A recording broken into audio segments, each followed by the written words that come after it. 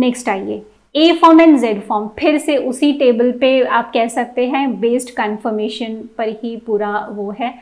तो A form and Z form of double stranded DNA differ in handedness of their helices, nucleotide sequences and configuration of base to sugar. तो यहाँ पे क्या बात की इन्होंने कि जो ए फॉर्म है और जेड फॉर्म है डबल स्ट्रैंडेड अगर वो बन रहा है तो एक तो वो राइट हैंडेड हो सकते हैं, हैंडेडनेस से मतलब क्या हुआ, राइट हैंडेड या लेफ्ट हैंडेड, ठीक। तो ऑब्वियस सी बात है कि आपको पता है कि जो राइट हैंडेड क्या होता है, ए और बी राइट हैंडेड होते हैं और जेड कैसा होता है, लेफ्ट हैंडेड होता है, ठीक। And configuration to base of base to sugar, यानी ये क्या है, सिन और एंटी कन्फर्मेशन की बात हो रही है कि जो शुगर और बेस एक दूसरे से अटैच होते हैं, एंटी में अटैच हो रहे हैं या सिन कन्फर्मेशन में, इसकी बात कर रहा है। तो क्या है, यानी हैंडेडनेस की बात हो रही है, राइट और लेफ्ट, और configuration. Based on these properties which one of the following statement defines the correct combination for A and Z forms of DNA, ठीक। तो अगर आप मैच आउट करना चाहें या थोड़ा रिकॉल करना चाहें तो यहाँ पे हम लोग देख सकते हैं कि ए क्या है, राइट हैंडेड है, ठीक है, और किसकी किसकी बात हो रही थी, ए एंड जेड फॉर्म, ठीक। तो यहाँ पे जेड क्या दिया हुआ है, लेफ्ट हैंडेड, ठीक। दूसरी किसकी बात इन्होंने नहीं की, एक तो हैंडेडनेस की बात कर रहे थे और दूसरी किसकी बात कर रहे थे, ग्लाइकोसिडिक बॉन्ड, ठीक। यानी शुगर और बेस जो एक दूसरे से किस कॉन्फ़िगरेशन में है, तो यहाँ पे क्या है, एंटी है, ठीक। और यहाँ पे क्या है, सिन फॉर प्यूरिन है एंड एंटी फॉर पिरिमिडीन है। तो ये जो दो बातें हैं ये इस पर आधार वो क्वेश्चन बनाया गया। तो हम लोग पहला स्टेटमेंट पढ़ते हैं, right handed double helix and anti configuration for the base to sugar arrangement in A DNA, right handed double helix and anti configuration for the sugar, ये बात सही है। राइट हैंडेड जो ए फॉर्म है वो कैसा है, राइट हैंडेड था, और एंटी कॉन्फ़िगरेशन, ये दोनों ही बात जो है सही है एडीएनए के लिए। और क्या है, दूसरी चीज क्या आ रही है, लेफ्ट हैंडेड डबल हेलिक्स है, किसका, अल्टरनेटिंग जीसी सीक्वेंस। तो यहाँ पे किसकी बात की जा रही है, जेड फॉर्म की बात की जा रही है। और and alternating syn and anti configuration, भाई प्यूरिन और पिरिमिडीन की बात हो रही है, तो यहाँ पे प्यूरिन है तो वो सिन है और पिरिमिडीन है तो एंटी कॉन्फ़िगरेशन। आप मैच भी कर सकते हैं कि प्यूरिन है तो सिन कन्फर्मेशन, प्यूरिन है तो सिन कन्फर्मेशन अडॉप्ट हो रहा है, पिरिमिडीन है तो एंटी कन्फर्मेशन, तो आप मैच कर सकते हैं। तो यहाँ पे क्या बात हो रही है कि जी क्या है, प्यूरिन है तो वो सिन कन्फर्मेशन में है, सी पिरिमिडीन है तो वो एंटी कन्फिग्रेशन में है, ठीक है, for the base to sugar arrangement in ZDNA। तो पूरा स्टेटमेंट पढ़ने के बाद कुछ ऐसा लग रहा है कि ये स्टेटमेंट तो सही है, ठीक। तो अब आगे जो है आप और स्टेटमेंट को डिटेल पढ़ के, अब यहाँ पे क्या आ गया है, राइट हैंडेड है, ठीक, right handed double helix and syn, syn है ही नहीं, ए फॉर्म में सिन नहीं होता है, एंटी ही होता है, तो ये गलत हो गया। Left handed double helix and anti, तो लेफ्ट हैंडेड की तो बात ही नहीं है, तो यहाँ पे ए फॉर्म में क्या होता है, राइट होता है, ठीक है। तो यहाँ पे यही सीधे लेफ्ट हैंडेड डबल हेलिक्स सिन, तो ये लेफ्ट हैंडेड भी कर दिया इन्होंने, सिन भी कर दिया, तो फोर्थ ऑप्शन भी सीधे पढ़ते ही क्या हो जा रहा है, ये सभी जो है स्टेटमेंट गलत हो जा रहे हैं और हमारा फर्स्ट स्टेटमेंट जो है हम लोगों का सही आ रहा है निकल के। The following statement are made, B form of DNA has 10 base pair per 10, A form has of DNA has 2.3, हालांकि कहीं पे 2.3 होता है, कहीं 2.6 मिलेगा, कहीं 2.9, ये अप्रॉक्सीमेट है वैल्यू, ठीक है। बी फॉर्म में हम लोग क्या देखते हैं, 3.4 या 3.6 एंगस्ट्रॉम हेलिक्स पर बेस पेयर राइज देखते हैं। तो ये आप यहाँ से भी मैच कर सकते हैं कि ये जो क्वेश्चन है किससे ओरिएंट कर लिया गया है, ये तो ये हेलिक्स राइज पेस बेयर की बात की जा रही है। तो अब आप देख सकते हैं कि टैबुलेशन को ही आपको कितने ध्यान से देखना है, ठीक है। तो जो भी टेबल पहले वाला भी जो है और ये है, आप उसकी प्रैक्टिस कर सकते हैं, ठीक। तो यहाँ पे हम लोगों को क्या दिख रहा है कि ये वाला ऑप्शन तो सही दिख रहा है, ठीक।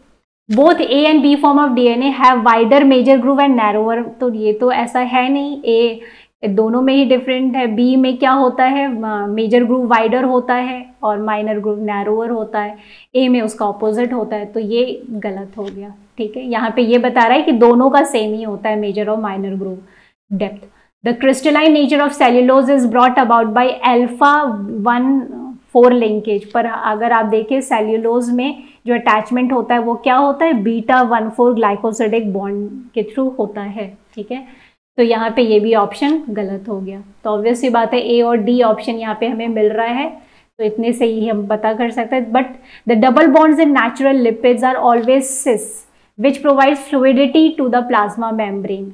ठीक है, तो आगे जब आप सेल बायोलॉजी पढ़ेंगे तो मैम जो है वो और डिटेलिंग्स जो है उसका डिस्कस करेंगी। बट फिलहाल आप देख सकते हैं कि जो सिस है और ट्रांस है, आप देख रहे हैं जो सिस कन्फर्मेशन में जब है तो दोनों जो हाइड्रोजन है वो एक साइड आ गए, जिसकी वजह से किंग का फॉर्मेशन हो गया है। ठीक है, यहाँ पे आप देख रहे हैं कि ये जो चेन थी वो ऐसे स्ट्रेट चल रही थी पर अब ऐसे हो गई है। ठीक, पर ट्रांस कन्फर्मेशन में दोनों हाइड्रोजन ऑपोजिट साइड में, इसको ट्रांस कन्फर्मेशन में हम लोग बोल रहे हैं। ये क्या है एक्चुअली में, कार्बन हाइड्रोजन हाइड्रोकार्बन की लंबी चेन है। ठीक, तो अब ये बैलेंस होने की वजह से ट्रांस कन्फिग्रेशन में होने के कारण जो है चेन जो है स्ट्रेट है। तो अब आप उम्मीद कर सकते हैं कि क्या होगा कि इस किंग के फॉर्मेशन की वजह से क्या होता है कि आपस में कई सारी चेन जो होंगी, अब आप यहाँ पे इमेजिन कर सकते हैं कि इस तरह की चेन ढेर सारी इस तरीके से अटैच हो तो आपस में क्या हो सकती है, वो चिपक सकती है। चिपकने की वजह से क्या होगा, फ्लूइडिटी रिड्यूस हो जाएगी। पर अगर बीच में इस तरीके का किंग का फॉर्मेशन हो गया तो ये जो दोनों चेन है आपस में क्या होगी कि वो अटैच नहीं होंगी, राइट। किस वजह से, उनके सिस कन्फर्मेशन की वजह से, तो फ्लूइडिटी मेंटेन रहती है। ठीक है, तो ये वाली बात जो है वो सही हो गई। तो आपको क्या ऑप्शन निकल के आया, ए एंड डी। नेक्स्ट है, following statements were made about the presence of various hydrogen bond acceptor or donor groups in the major group of B form of DNA। अब आप देखिए यहाँ पे वही बात आ गई जो एक्सेप्टर और डोनर की बात हो रही थी। तो let's check out the statements. तो यहाँ पे आप प्रैक्टिस देख, अगर बेटर की हुई है तो आप तुरंत पकड़ लेंगे। ए ऑप्शन क्या कह रहा है, 4 and 6 amino group of cytosine and adenine respectively. तो क्या ऐसा है, लेट्स चेक दिस आउट। तो 4 ऑफ साइटोसिन, ठीक, तो यहाँ पे हमारे पास ये साइटोसिन है। 4th पोजीशन पे क्या है, यहाँ अमीनो ग्रुप है। 4th पोजीशन पे ये साइटोसिन के अमीनो ग्रुप है। ठीक है, और एडेनिन का 6ठा अमीनो ग्रुप, क्या ऐसा है, तो यहाँ पे हम लोग चेकआउट कर सकते हैं। This is adenine, this is thymine, this is guanine. तो यहाँ पे साथ में अलग अलग बेस पेयर्स की बात की जा रही है। तो यहाँ पे एडेनिन के 6th पोजीशन पे अमीनो ग्रुप है। तो यहाँ पे आप देख रहे हैं कि यस राइट है, क्योंकि 4th पोजीशन भी हाइड्रोजन बॉन्डिंग में इन्वॉल्व हो रहा है, साइटोसिन का ग्वानिन के साथ बनाएगा। और एडेनिन का 6th पोजीशन पे जो अमीनो ग्रुप प्रेजेंट है वो थाइमिन के साथ बनाएगा।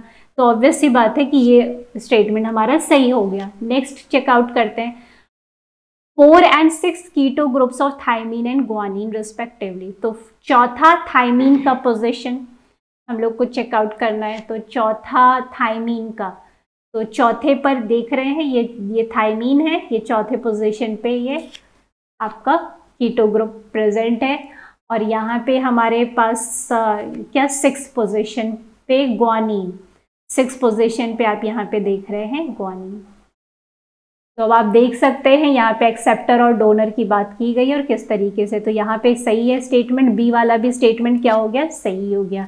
अब यहाँ से आराम से फिगर से मैच कर सकते हैं। अब आपको समझ में आ रहा होगा कि आपको स्ट्रक्चर जो है वो प्रैक्टिस करना, हाइड्रोजन बॉन्ड, ठीक है, याद करने के अपने तरीके होते हैं 1, 6, 1, 2, पर आपको खुद महसूस हो रहा होगा कि ड्रॉ करके प्रैक्टिस करना वो आपको ज़्यादा परफेक्ट बनाएगा।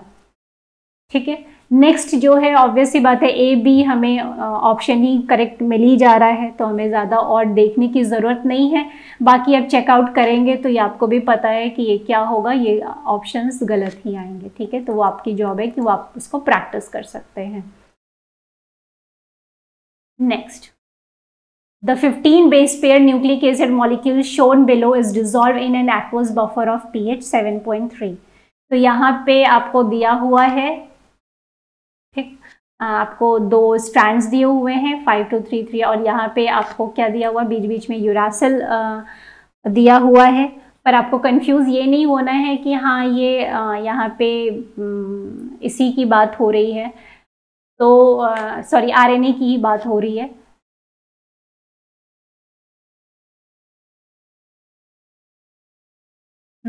यहाँ पे हमें देखना क्या है, हमें यहाँ पे देखना है इनकरेक्ट स्टेटमेंट। तो ये जो स्ट्रैंड है, ठीक, it can be a double stranded DNA molecule in a B form helix.